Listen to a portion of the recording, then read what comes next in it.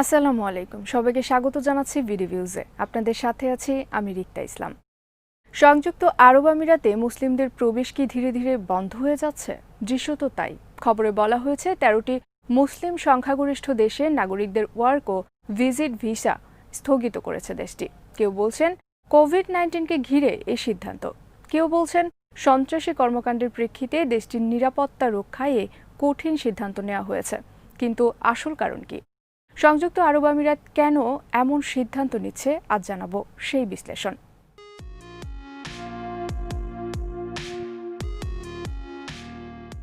মধ্যপ্রাচ্যে ইসরায়েলকে ঘিরে রাজনীতির যে নতুন মেরুকরণ তৈরি হয়েছে তাতে কোভিড কিংবা নিরাপত্তা ইস্যুকে সাদামাটা কারণ হিসেবে বিবেচনা করছেন অনেকেই। তাহলে কি ইসরায়েলের স্বার্থ রক্ষায় তাদের চাওয়া অনুযায়ী এই সিদ্ধান্ত? বার্তা সংস্থা রয়টার্স আরব আমিরাতের অভিবাসনের সঙ্গে সম্পৃক্ত একটি প্রতিবেদনের সূত্র ধরে ভিসা স্থগিতের এই খবরটি দিয়েছে। বাণিজ্যিক অঞ্চলে সক্রিয় সব কোম্পানির কাছে এমন নির্দেশনামূলক নথিও পাঠানো হয়েছে।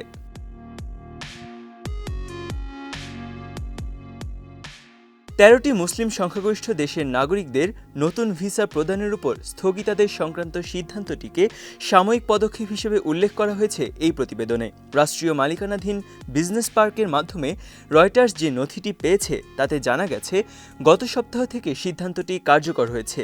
অনেকটা হঠাৎ করেই ভিজিট ভিসা বন্ধ করেছিল দেশটি। নতুন ঘোষণায় নিশ্চিত হওয়া গেছে এমপ্লয়মেন্ট ভিসাও বন্ধ করে দেওয়া হয়েছে। এমপ্লয়মেন্ট ভিসা কেন বন্ধ করা হলো, সংবাদ মাধ্যমের ভাষায় তা অজানা।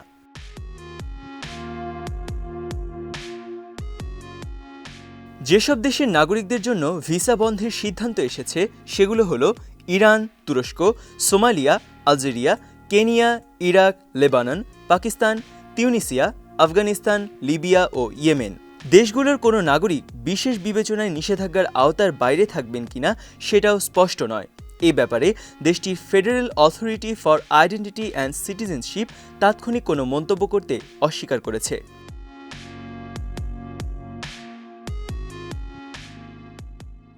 যেদিন আরব আমিরাতের ইমিগ্রেশন থেকে অনানুষ্ঠানিক এই সিদ্ধান্তের কথা জানানো হয়, সেই দিনই পাকিস্তানের পররাষ্ট্র মন্ত্রণালয় জানায়, কোভিড-19-এর প্রেক্ষাপটে পূর্ব সতর্কতা হিসেবে ভিসা প্রক্রিয়া বন্ধের সিদ্ধান্ত এসেছে বলে তারা মনে করছে। এদিকে আমিরাতের নথিতে দেখা গেছে নিরাপত্তাজনিত কারণেই এই সিদ্ধান্ত নেওয়া হয়েছে।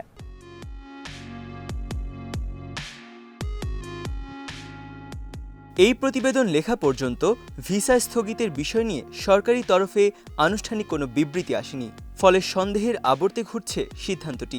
এর পেছনে আঞ্চলিক রাজনীতি কিংবা মার্কিন প্রশাসনে ক্ষমতার পালাবদলও কাজ করতে পারে বলে বিশ্লেষকরা মনে করছেন। হঠাৎ লুকোচুরি করে নেওয়া এই সিদ্ধান্তের কারণে ওই ১৩ দেশের সঙ্গে দেশটির কূটনৈতিক সম্পর্ক কোথায় গিয়ে দাঁড়াবে সেটাও এখন বেশ বড় বিষয়।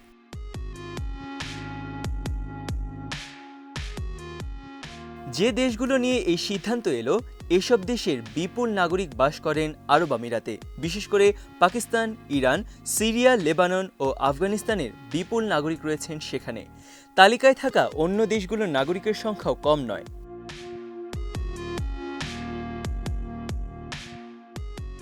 পাকিস্তানের পররাষ্ট্র মন্ত্রণালয় যখন জানালো যে সিদ্ধান্ত নেওয়ার আগে বা পরে তাদের বিষয়টি জানানো হয়নি, তখন দেশগুলোতে কিংবা বহির্বিশ্বে আরব আমিরাতের এই কঠোরতা নিয়ে কোনো কূটনৈতিক বার্তা কি পৌঁছালো?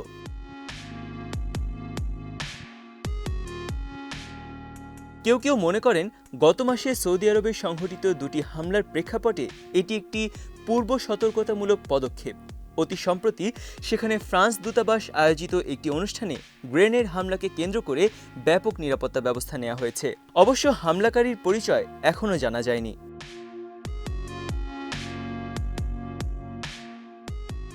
এর আগের ঘটনাও ঘটেছে ফ্রান্সের নাগরিকদের লক্ষ্য করে। ইসলাম নিয়ে ফ্রান্সের প্রেসিডেন্ট ইমানুয়েল ম্যাক্রোর বিতর্কিক মন্তব্যকে কেন্দ্র করে এই হামলা ঘটে থাকতে পারে। এই ঘটনায় হামলাকারী ছিলেন একজন সৌদি নাগরিক।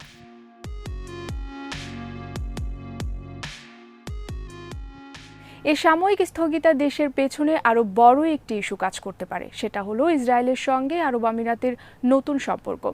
টাইমস অব ইসরায়েলের ভাষ্যমতে এ সপ্তাহের শেষের দিকে ইসরায়েলের নাগরিকদের আরব আমিরাতে প্রবেশের অনুমতি দেওয়া হবে।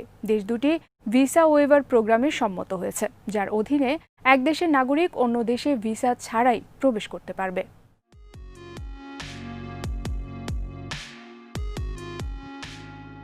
অনেকেই অবাক হয়েছেন যে আরব আমিরাত ইসরায়েলের সঙ্গে এমন একটি চুক্তি করেছে যা ইসরায়েলের সবচেয়ে ঘনিষ্ঠ মিত্র যুক্তরাষ্ট্রও করেনি। যে ১৩টি দেশের বিরুদ্ধে এই সাময়িক নিষেধাজ্ঞা এলো তাদের ১১টি দেশই ইসরায়েলের সঙ্গে আরব আমিরাতের ঘনিষ্ঠ মিত্রতার বিরুদ্ধে সরব। এই চুক্তির নিন্দা করেছেন তারা। ইরান, লেবানন, তুরস্ক, ইরাক ও পাকিস্তান সহ কয়েকটি দেশ থেকে এই মিত্রতার বিরুদ্ধে আনুষ্ঠানিক বিবৃতিও এসেছে।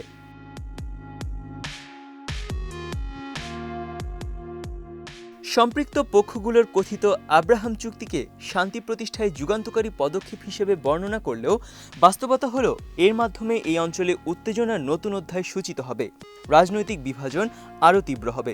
উপসাগরীয় অঞ্চল, আরব এবং বৃহত্তর মুসলিম বিশ্বে রাজনীতির নতুন মেরুকরণ তৈরি হবে।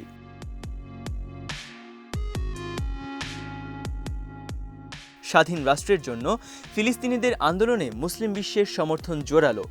ধর্মের বিষয়টিও এর সঙ্গে ওতপ্রোতভাবেই জড়িত। মুসলিম বিশ্বের জনগণও ফিলিস্তিনের স্বাধীনতা আন্দোলনের পক্ষে। ইসলামের পবিত্র স্থান আল আকসা মসজিদকে কেন্দ্র করে মুসলিম বিশ্বের যে ধর্মীয় অনুভব, কথিত শান্তি চুক্তি এই মনোভাবকে আরও তীব্র করেছে।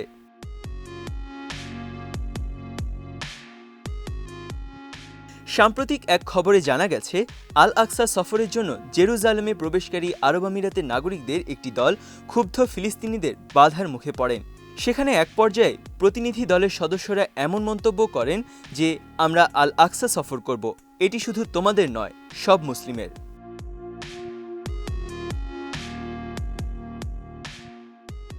এক অনলাইন বিতর্কে এক সৌদি আইনজীবী বলেন, ফিলিস্তিনিদের হাত থেকে ভ্রমণকারীদের রক্ষা করতে আরব আমিরাত ও বাহরাইনের উচিত আল আকসা মসজিদকে স্বাধীন করার পথ বের করতে ইসরায়েলের সঙ্গে আলোচনা করা। তিনি ফিলিস্তিনিদের হাত থেকে আল আকসাকে স্বাধীন করার কথা বলেছেন। ফিলিস্তিনিদের গুন্ডা বলেও অভিহিত করেন এই আইনজীবী।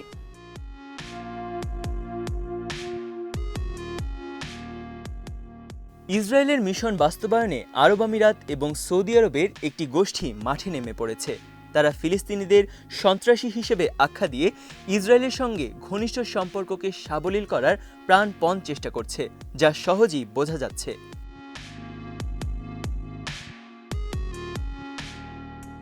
এসব পরিকল্পিত মন্তব্যের বিপরীতে ফিলিস্তিনি কর্তৃপক্ষ থেকেও মন্তব্য এসেছে। তারা বলেছেন, আল আকসা মসজিদকে নিয়ে ফিলিস্তিনিদের যে চাওয়া তা নস্যাৎ করার জন্য আরব আমিরাত বৃহত্তর ষড়যন্ত্রের পথেই এগোচ্ছে।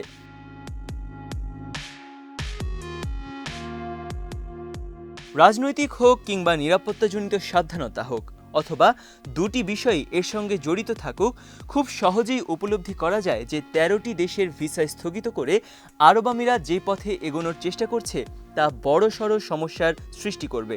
এছাড়া ভিসা নিষিদ্ধ হওয়া দেশগুলোর সাধারণ মানুষের জন্য এই সিদ্ধান্ত সমস্যার কারণ হয়ে দাঁড়াবে।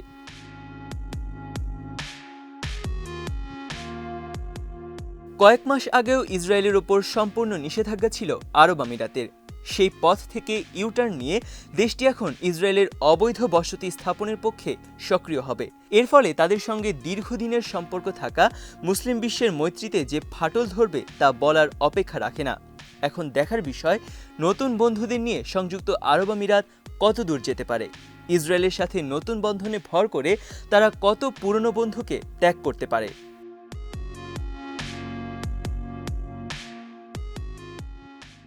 মুসলিম দেশগুলো আশা করে আরব আমিরাতের ১৩টি দেশের নাগরিকদের ভিসা স্থগিত করার এই সিদ্ধান্ত কেবলই একটি অস্থায়ী পদক্ষেপ হয়।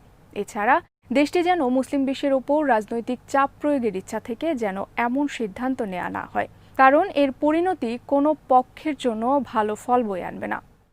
আজ এখানে শেষ করছি। সবাই ভালো থাকুন, সুস্থ থাকুন আর দেখতে থাকুন ভিডিভিউজ। চ্যানেলটি ভালো লাগলে সাবস্ক্রাইব করুন, সংযুক্ত থাকুন আমাদের ফেসবুক পেজে। আল্লাহ হাফেজ।